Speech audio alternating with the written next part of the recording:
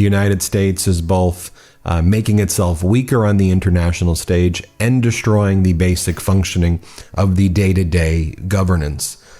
Ron Filipkowski, our editor-in-chief, also writes the following.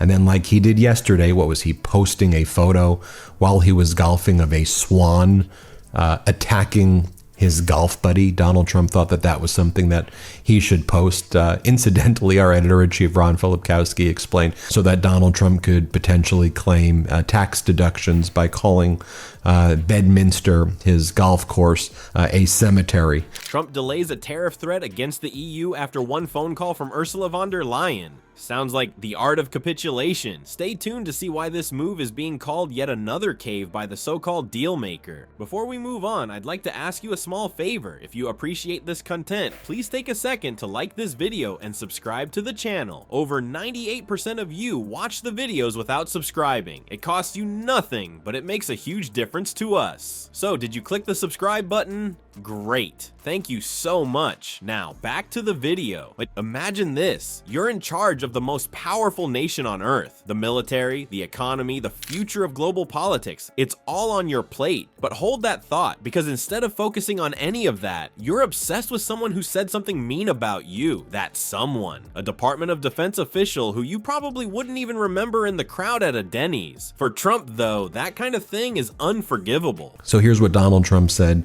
yesterday, just so you can kind of see for yourself. A reporter asks him, you mentioned you're unhappy with Putin. You've talked before about more sanctions. Is that something you're considering? You mentioned you're unhappy with President Putin. You've talked before about putting more sanctions on Russia. Is that something you're considering more soon? Absolutely. He's killing a lot of people. I don't know what's wrong with him. He's a genocidal maniac. We can absolutely believe that. But you were the one who promised everybody that on day one in 24 hours, you were going to bring peace to Ukraine, you said, because of your relationship with Putin. Let's talk about Pete Hegseth's situation. Now, in some bizarro twist, Pete isn't just some random guy. He's tied to the Department of Defense under both Trump and Biden. But here's the kicker. During Trump's administration, Hegseth wasn't exactly sending him Valentine's cards. He was vocal about his concerns regarding policy decisions and, more importantly, critical of Trump's obsession with loyalty. Fast forward to Biden's presidency, and Hegseth remains in the mix. You'd think Trump would be moving on. After all, he has plenty of other things to worry about, like, say, millions of Americans struggling, or, I don't know, the state of the planet, but nope. Then a reporter asks Trump additional questions about Putin, and then Trump's response was to basically finish his sentence by saying, why the hell would I tell you what I'm gonna do? You're fake news, aren't you? You're fake news. What am I going to tell you? You're the fake news, aren't you? You're totally fake. All right, any other questions? I don't like what Putin is doing, not even a little bit. He's killing people. And something happened to this guy, and I don't like it. We're in the middle of talking, and he's shooting rockets into Kiev and other cities. I don't like it at all. President, what do you want to do about that? I'm surprised. I'm very surprised. We'll see what we're going to do. Hegseth becomes enemy number one in Trump's mind because nothing says presidential priorities like harboring a grudge against someone everyone else has probably forgotten exists. Trump's reaction is exactly what you'd expect if you've spent more than 30 seconds paying attention to how he handles criticism. Instead of addressing actual governance, like maybe national security or foreign policy, he's laser focused on the perceived disrespect. And it's not subtle. Behind the scenes, he reportedly made it a point to dig into the credentials of people like Hegseth, rooting around for ammunition to discredit them publicly. He's quick to turn personal slights into vendettas, and if he can turn those vendettas into a headline or a rally chant, even better. But let's not act like this is an isolated incident. Trump has done this before, and he's done it repeatedly. Remember Lieutenant Colonel Alexander Vindman? Vindman testified during Trump's impeachment inquiry in 2019, sharing details about that infamous call with Ukraine's president. For the average person, that would have been a tough but professional moment to move forward from. But for Trump, it was another opportunity to go full steam ahead into character assassination mode. Vindman became a target, not just for criticism, but for Trump's entire social media circus. The man's military service, his heritage, his patriotism, all of it was dragged into the mud because Trump felt betrayed. For Trump, this pattern boils down to a simple mantra: never forget and definitely never forgive. Critics don't just vanish off the radar, they live in his head rent-free, often for years. Take Senator Mitt Romney, for instance. Romney voted to convict Trump during the first impeachment trial, and that act alone made him a lifelong nemesis in Trump world. Instead of letting it go, Trump consistently hammers Romney any chance he gets, calling him a loser, questioning his faith, and mocking him on social media as if that's an actual productive use of time. Does attacking a fellow Republican who dared to have a backbone help America in any way? Probably not, but it sure helps Trump keep his support base foaming at the mouth. The problem here isn't just that this behavior is exhausting, it's that it severely hurts the very idea of leadership. A leader is supposed to make level-headed decisions, even in the face of criticism. They're supposed to prioritize the needs of the country, not settle scores like they're on a high school revenge tour. But Trump's fixation on his critics derails focus from pressing issues. Instead of mending bridges or tackling actual governance challenges, he's wasting energy chasing ghosts from his personal feud playbook.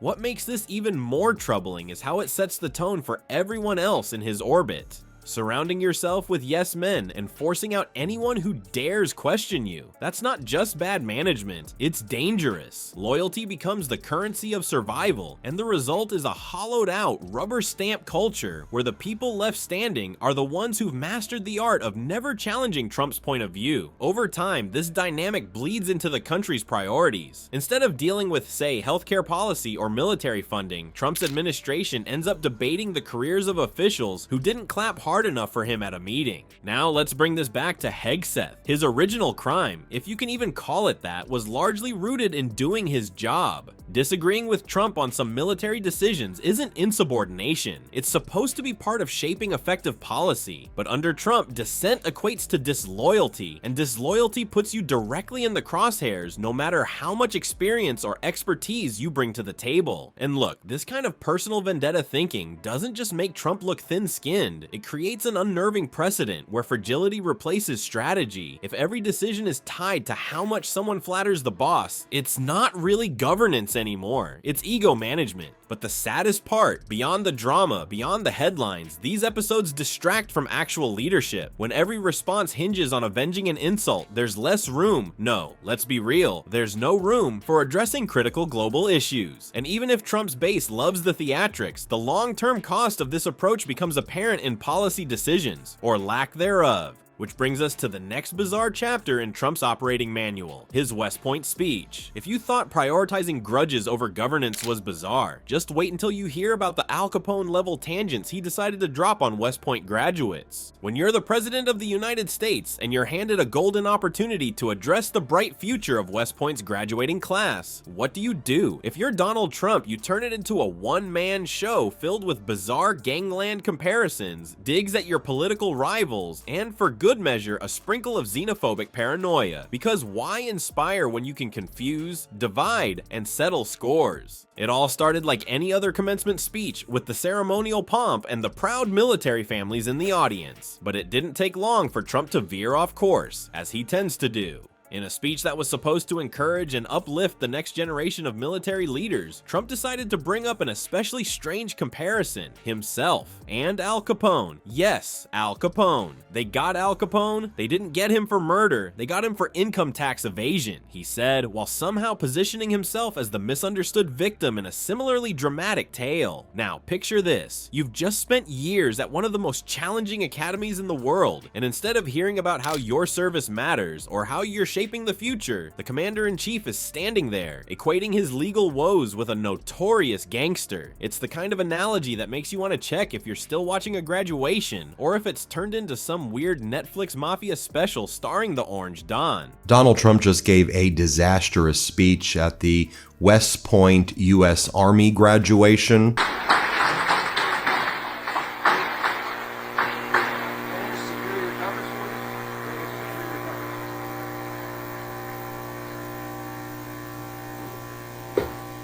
Donald Trump left the audience stunned. First and foremost, Donald Trump seemed that he didn't even know how to get to the microphone, and he had to be escorted because He seemed like he didn't even know where he was. But Trump didn't stop there. In classic Trump fashion, he used the prestigious platform of a military commencement to air some personal grievances. He took shots at Barack Obama, delivering sly jabs at the former president in a way that felt petty more than presidential. And of course, Joe Biden wasn't far behind on the hit list. Any chance to throw shade, and you know Trump's taking it. According to him, these two were responsible for everything wrong in the world. You had to wonder if the graduates half expected him to start blaming Obama and Biden for the weather next. Trump didn't just insult, he got downright weird. At one point, he turned his attention toward Harvard University, insisting on a list of foreign students. "We want a list of those foreign students, and we'll find out whether or not they're okay," he said, in a tone that sounded more like a conspiracy theorist's manifesto than a sitting president's speech. Foreign students at Harvard, by all accounts high-achieving individuals pursuing education, suddenly became subjects of suspicion. The statement didn't just feel misplaced, it felt intentionally xenophobic. Trump wasn't even pretending to focus on the graduates in front of him. Instead, he was using the moment to pitch a narrative of fear and division. And that comment about figuring out whether or not they're okay, it's the polite version of "we don't trust those people." Now, here's why this matters. And no, not just because it was awkward and inappropriate. This wasn't just some quirky tangent that would make for a meme later. It was another example of Trump using a public event to push personal agendas and play to his base. The demand for Harvard's foreign student list struck a chord of paranoia, as if those students, future scientists, innovators, and leaders, were a national security threat because of where their passports came from. It shifted the focus entirely from celebrating achievement to sowing mistrust.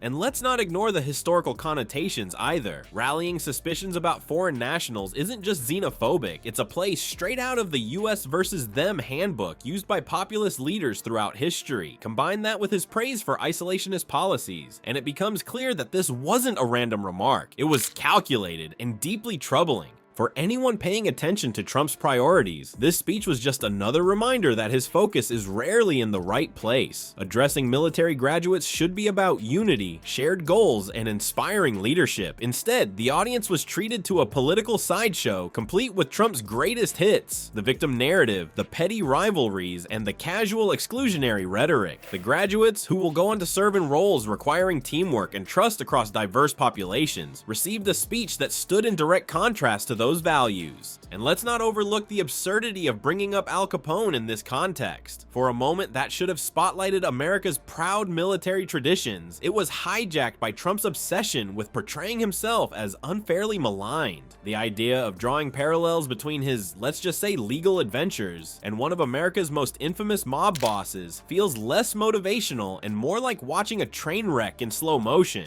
The reactions weren't kind either. Political commentators described the speech as disgraceful, and that's putting it lightly. Critics pointed out how far off topic it was, not only because of his overt partisanship, but also because it ultimately disrespected the graduates. Instead of celebrating their achievements, the ceremony became a vehicle for Trump's grievances and paranoia. The optics were terrible, the substance non-existent, and the lasting impression on those graduates likely confusion and disbelief. This moment at West Point wasn't just a footnote in Trump's presidency, it was a case study in his inability to separate personal issues from professional responsibilities. The speech wasn't about the graduates, the military, or even the country. It was about Trump, his perceived grudges, and his endless need to air them no matter the setting. Every tangent and every insult circled back to the same theme, preserving his ego over upholding a tradition of unity and leadership. But if you think this speech was a one-off blip on the radar, just wait until we talk about Trump's so-called art of the deal moment with EU tariffs. Spoiler alert, it's not exactly the masterclass negotiation you'd expect from someone who prides himself on being tough. Stay tuned for more on how Trump's data-free decisions and quick backtracks reveal the real priorities behind the bluster. Trump has never been shy about calling himself the greatest dealmaker on the planet. He slapped that tagline on his book, plastered it all over his campaigns, and brought it out during debates like it was his trump card. Pun fully intended, but his handling of EU tariffs tells a very different story. Instead of hard bargaining or securing some major win for the American economy, he caved after one phone call. Just and no. It wasn't a high-stakes negotiation. It was Ursula von der Leyen, the European Commission President, politely asking him him to hold off. Trump agreed to delay the 50% tariffs he'd been threatening, not because he negotiated some game-changing compromise, but simply because she asked. That's not the art of the deal. That's the art of please don't yell at me. To make things worse, nothing was secured in return. Zilch.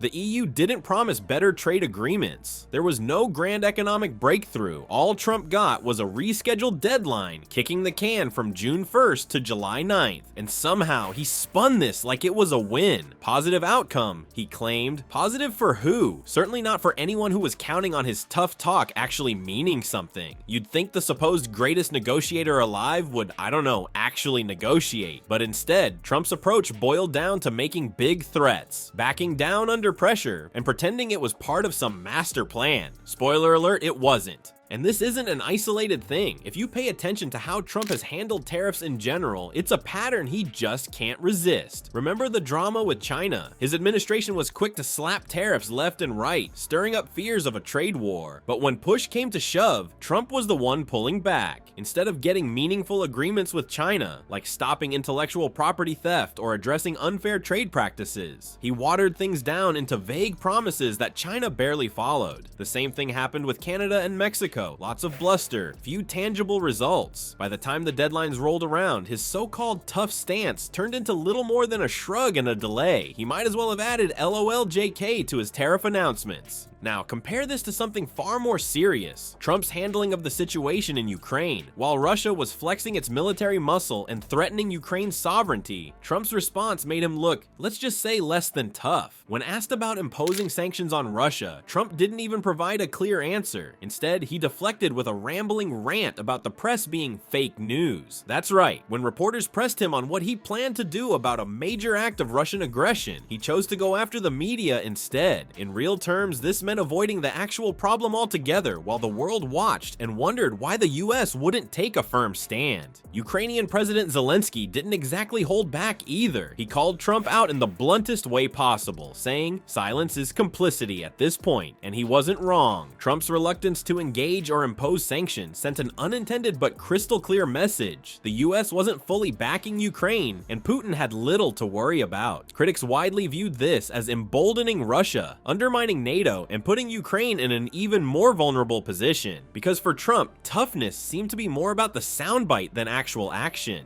And let's not forget how even basic questions about Russia always made Trump squirm. Every time he was asked to clarify his stance, especially when it involved holding Putin accountable, it was like watching someone try to wiggle out of a parking ticket they couldn't talk their way out of. Instead of giving strong, confident answers, Trump would either dismiss the topic entirely or go into vague, nonsensical rants. It became a running joke that you'd get a clearer answer from a magic 8-ball than from the President of the United States. Here was a man who constantly called the media very fake, yet couldn't give a straight answer when it counted most. The bigger issue in all this is what it says about Trump's leadership style. Whether it's tariffs or geopolitics, there's a pattern. Big talk up front, no follow-through in the end. On tariffs, he postured like he was going to rewrite the rule book, only to back down when faced with the reality of complex trade relations. On serious global issues like Ukraine, his refusal to confront bad actors like Putin effectively handed adversaries a free pass. It's not just embarrassing, it's dangerous. While Trump talked tough, his actions, or lack thereof, often signaled weakness, and the world took notice. This isn't just about appearances, it's about outcomes. Walking back high-stakes decisions without securing any wins weakens America's negotiating position long-term. It sends a message to allies and adversaries alike. Pressure Trump just enough and he'll fold. It's a far cry from the decisive deal-making he's claimed to embody. Whether it's a phone call from Ursula von der Leyen or a pointed question from a reporter, resistance tends to scramble his strategy. What's left is a mix of bluster and retreat with predictable results. And the more this pattern repeats, the more clear it becomes that it's not a strategy, it's a habit. Trump likes the optics of being tough, but when push comes to shove, he caves. So what does that say about his priorities? If you thought leadership hinged on consistency or delivering results, think again. At its core, Trump's style is about maintaining appearances and preserving his ego, even at the cost of actual progress. But Trump's leadership strategy, or lack thereof, doesn't stop here. These moments are just fragments of a larger portrait of inconsistency, pettiness, and missed opportunities. In fact, his track record is so focused on vanity and self-preservation, you have to ask, was there ever a bigger plan? Let's take a closer look at what this means for his overall claim to competence. Trump's leadership boils down to one thing: Trump. Forget policy or strategy. His presidency was powered by ego, fueled by grievance, and derailed by his need to avoid accountability. Whether it's obsessing over a Pentagon official, ranting about Harvard students, or folding on tariffs, one thing's clear: governing takes a back seat to keeping his bruised feelings front and center. As one expert from the Council on Foreign Relations put it, this approach is making itself weaker on the international stage. Leadership isn't just about headlines or rivals, it's about the big picture, something Trump couldn't see past his Twitter feed.